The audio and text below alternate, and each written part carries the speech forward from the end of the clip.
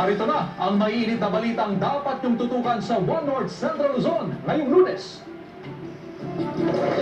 Lalaking maglalagay sana ng fish trap sa irrigation canal na lunod sa Luna, La Union. 5 katao patay sa landslide sa Baguio City. Mahigit 60 lugar sa Region 1 nakararanas ng baha. Mahigit 60,000 pamilya apektado. At ilang simbahan at kalsada sa Pampanga binaha. Ilang tulay sa Zambales nasira dahil sa pagragasa ng ilog.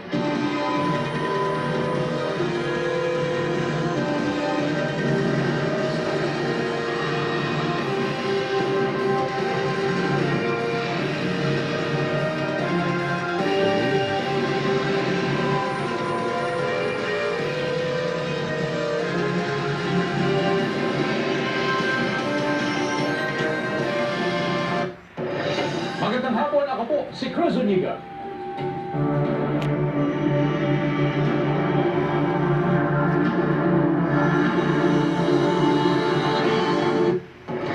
Pagtaas ng baha sa ilang lugar sa Pangasinan na itatala dahil